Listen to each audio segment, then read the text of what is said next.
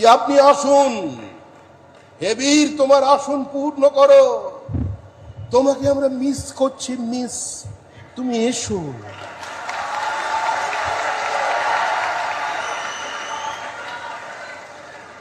আমাদের কর্মীরা গিয়ে বলছেন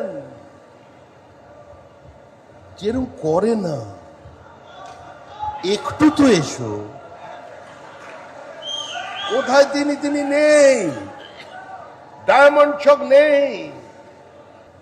আর তারপরে যে সরকার দেখেছে, সেই সরকারে দেখলাম নেতা নেত্রী মন্ত্রী শান্ত্রী পুলিশ প্রশাসন মিলে মিশে একাকার হয়ে গেল।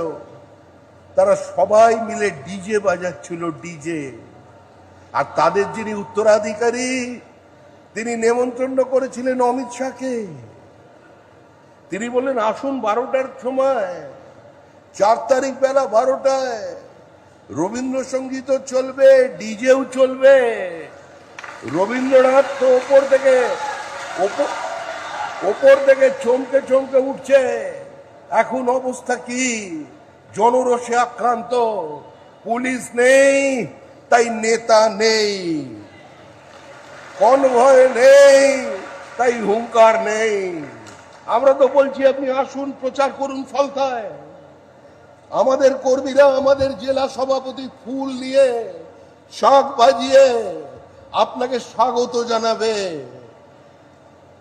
যে আপনি আসুন, হেবীর তোমার আসন পূর্ণ করো, তোমাকে আমরা মিস করছি, মিস তুমি এসো।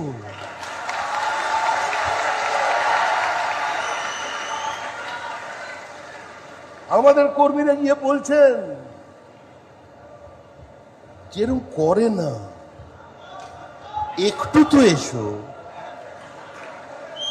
কোথায় তিনি নেই, ডায়মন্ড চক নেই।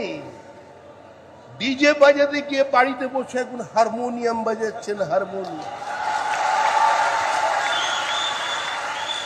এখন তৃণমূল কংগ্রেসের বাড়িতে একটাই গান, সখী ভালোবাসা কারে কয়। সে কি এমনই যাতনাময়? আজকে সেই তৃণমূল কংগ্রেসের সঙ্গে আমরা এখানে লড়াই লড়তে আসি। দেখুন, আমরা সংকল্পপত্র করেছি। আমরা পশ্চিমবঙ্গের মানুষের বিভিন্ন প্রান্তে 1000-এর বেশি ড্রপ বক্স রেখেছিলাম। আমরা মেল আইডি দিয়েছি, আমরা হোয়াটসঅ্যাপ খুলে দিয়েছি, আমরা মানুষের চিঠি গ্রহণ করেছি। আমরা কোনোদিন ম্যানিফেস্টো নাম নেইনি, সংকল্প পত্র দিয়েছি। আর সেই সংকল্প পত্রকে বাস্তবায়িত করে দেখবার দায়িত্ব আমাদের। মা লক্ষ্মী হাত তুলে নিয়েছিলেন, বলেছিলেন আমাকে লক্ষ্মী ছাড়ার রাজ্যে বসবাস করতে বলো না, আমি আর পারছি না, আমাকে মুক্তি দাও। আমরা মা লক্ষ্মীকে কিছুটা বিসর্জন দিয়েছি, একথা বলা ভুল। আমরা লক্ষ্মীকে একটু স্বস্তিতে আনতে চাইছি, ঘুরিয়ে নিয়ে আসতে চাইছি। যে যন্ত্রণায় উনি ছিলেন, ওই বোমার গুলির আওয়াজে এসো মা লক্ষ্মী বসো ঘরে বলা যাচ্ছিল না। তাই আমরা তার মাকে নিয়ে এসেছি অন্নপূর্ণা। 1 তারিখে তিনি ঢুকে পড়বেন প্রত্যেকের একাই, নির্ভয় থাকবেন। এ গ্যারেন্টি নরেন্দ্র মোদীর গ্যারেন্টি। অসমুদ্র হিমাচলের মানুষ যার উপরে আস্থা রাখেন, আজকে তার গ্যারেন্টি। গ্যারেন্টির অর্থ গ্যারেন্টি পুরো করার গ্যারেন্টি।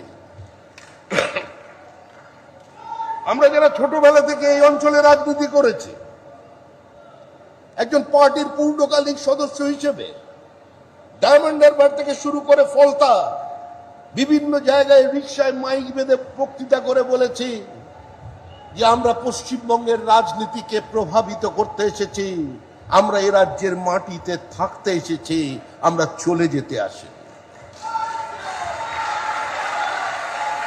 আজ থেকে 40 বছর আগেও ফলতার মাটিতে সভা হয়েছে, স্ট্রিট কর্নার হয়েছে। এই আকারে হয়নি, হ্যাঙ্গার লাগিয়ে হয়নি, কিন্তু রিক্সায় হয়েছে। সেদিনের ভাষা আর আজকের ভাষা বদলায়নি। সেদিনের দেখা স্বপ্ন যে গঙ্গোত্রী থেকে গঙ্গাসাগর বিজেপির সরকার প্রতিষ্ঠা করে দিয়েছে পশ্চিমবঙ্গের মানুষ। সারা ভারতবর্ষের বিজেপি কর্মীরা অপেক্ষায় ছিলেন, সারা দেশ আনন্দে উদ্বেলিত হয়ে গেছে।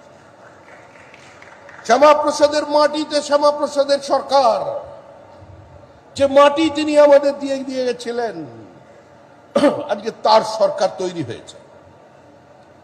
কিন্তু এই ডায়মন্ড হারবারের মানুষকে, কিছু অংশের মানুষকে কিছু পাইয়ে দেওয়া হয়েছে।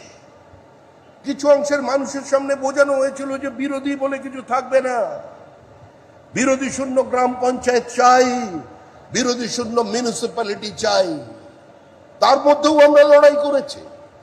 আমাদের সীমিত স্বার্থ নিয়ে আমরা বিপরীত রাজনৈতিক পরিস্থিতিতে লড়াই করেছি। আর আজকে জয় এসেছে। এই জয় বিজেপির একার জয় নয়, এই জয় শুধু নরেন্দ্র মোদীর জয় নয়, এই জয় মানুষের জয়, পশ্চিমবঙ্গের মানুষের।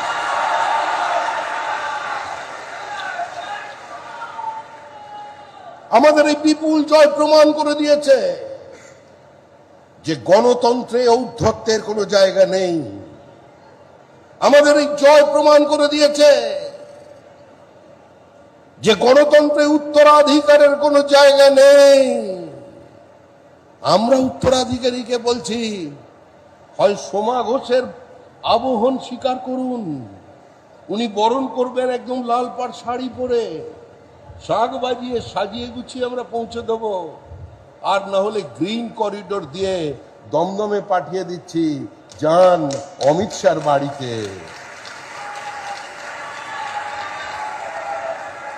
ভুলে যাননি শব্দগুলো, হোদল কুতকুত, শিকারী, ক্রিমিনাল, বহিরাগত।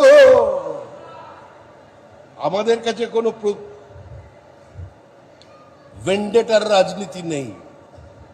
চলে যাবেন দিল্লিতে অন্ধকার, এখন ফোনে হচ্ছে, তখন আর ফোনে নয়, একটু প্রকাশ্যে গিয়ে বলে আসবেন। আপনাদের তো বিনয়ের অভাব খুব একটা নেই। আর অবুঝ শিশু তো বাপকেও লাথি মারে, তা বলে কি বাপের জাত যায় রে?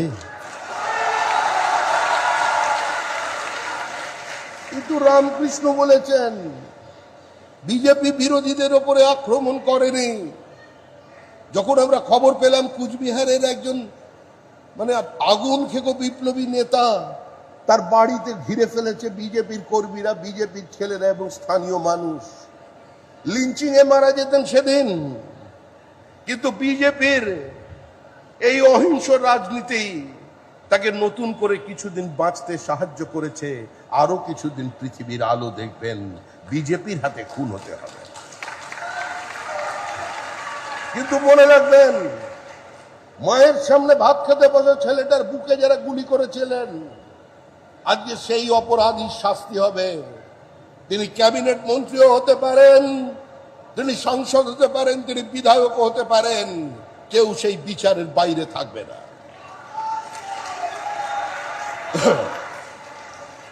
আমাদের রাজনীতি ঘৃণার রাজনীতি নয়, সংঘর্ষের রাজনীতি নয়, প্রতিহিংসার রাজনীতি নয়, আক্রমণের রাজনীতি নয়, একদলীয় একাধিপত্য প্রতিষ্ঠার রাজনীতি নয়, আগ্রাসনের রাজনীতি নয়, সর্বগ্রাসী রাজনীতি নয়। আমাদের রাজনীতি সর্বস্পর্শী রাজনীতি, সর্বব্যাপী রাজনীতি। মানুষের সঙ্গে মানুষের ছোট কথা, ছোট ব্যথাগুলোকে বিধানসভার চার দেওয়ালের মধ্যে পৌঁছে দেবার রাজনীতি। সেজন্যই আপনারা দেবাংশু পান্ডাকে ভোট দেবেন। আপনাদের দীর্ঘদিনের অবদমিত ক্রোধকে, আপনাদের না পাওয়া ব্যথাকে, আপনাদের বঞ্চনাকে, আপনাদের প্রতিবাদকে যদি বিধানসভার চার দেওয়ালের মধ্যে তুলে ধরতে পারবে,